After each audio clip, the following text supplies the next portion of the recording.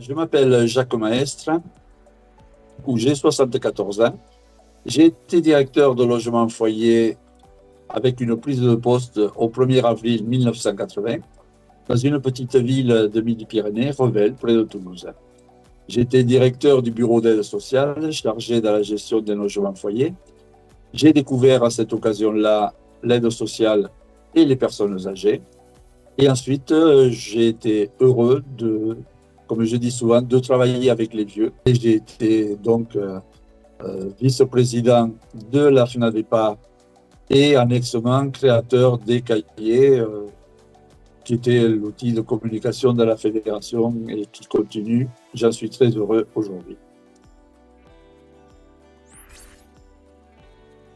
Maurice Lecomte, le président, qui était directeur d'un logement en foyer dans le Haut-Var, perdu dans les montagnes, avait fait un jour une double page photocopiée pour donner à l'ensemble des adhérents des informations sur la fédération. Il avait appelé ça, honnêtement, je ne sais plus, en fait, il y avait un numéro 0.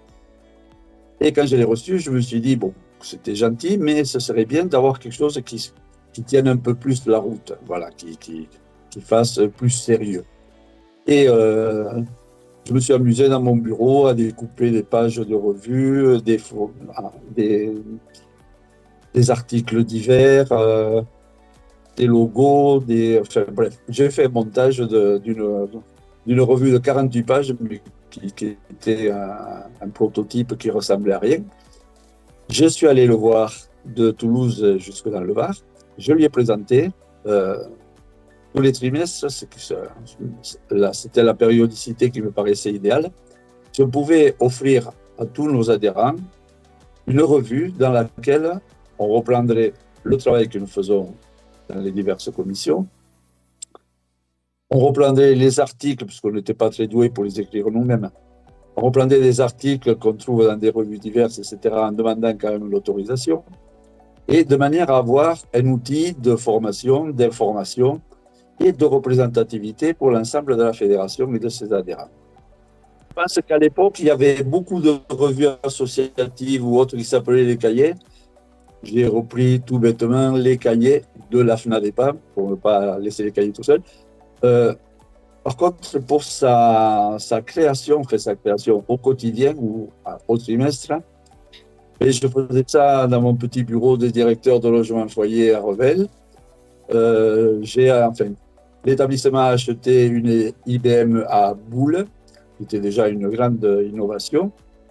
Et donc, je tapais les divers textes et je me débrouillais pour garder un petit carré, un petit rectangle pour par la suite mettre une photo.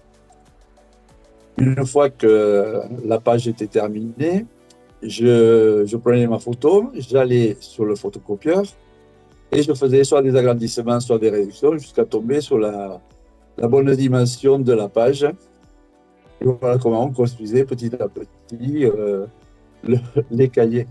Je dois dire que, grâce à Dieu, je n'avais pas énormément de travail dans le logement foyer et ça me permettait de le faire. Puis j'avais un conseil, une municipalité qui me laissait aussi toute latitude pour le faire.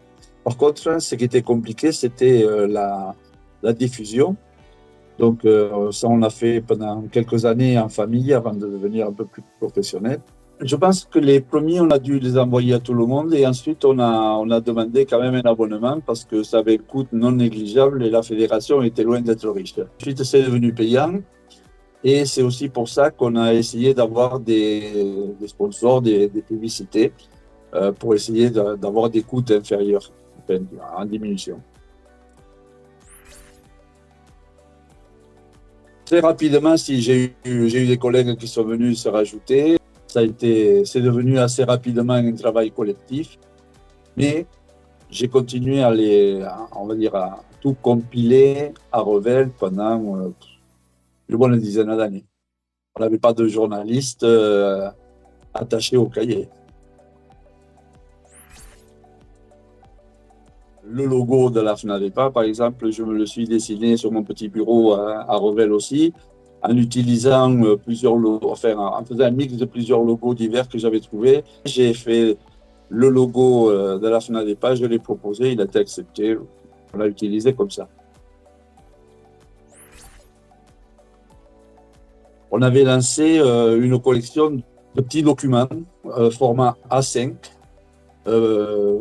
qui étaient complémentaires des cahiers, qui étaient à parution totalement irrégulière et qui étaient faits pour donner, en le vendant bien entendu, puisqu'on n'avait pas le moyen de le donner, de donner à nos collègues directeurs une information, si possible exhaustive, sur un sujet donné. Et le premier, je me souviens, c'était sur la tutelle majeure protégée, qui avait été écrit par un collègue directeur de logement foyer de Vitrolles, Michel Jancou, qui est devenu par la suite avocat. En fait, il y en a eu deux. Celle qui aujourd'hui est dans les établissements, c'est celle de la Fondation nationale de gérontologie. Donc, celle qui avait été faite par la fédération, c'est au moment où la FNADEPA a adhéré à l'Association européenne des directeurs, avec Catherine Chabon, qui était directrice d'une maison de retraite hospitalière à Bessières, près de Toulouse.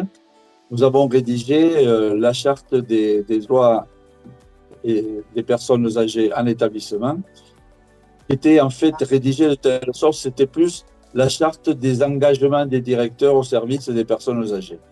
Et on l'avait diffusée à l'ensemble des établissements. Et on demandait à chaque directeur de l'afficher et de la signer. Et on a vu aussi la signature de M. Philippe Douste-Blazy, qui était à l'époque ministre de la Santé, chargé des personnes âgées.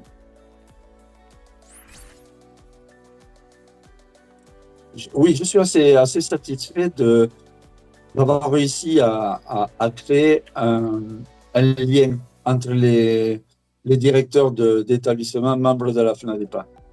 Je suis assez fier d'avoir permis à la fédération d'avoir un outil de communication externe aussi, mais ça permettait effectivement qu'on nous connaisse un peu plus, qu'on voit ce qu'on avait à dire.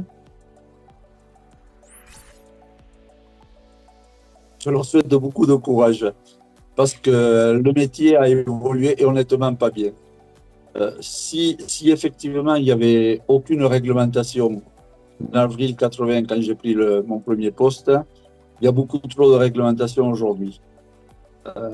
Quand on voit les certifications, quand on voit toutes les normes, etc., honnêtement c'est infernal.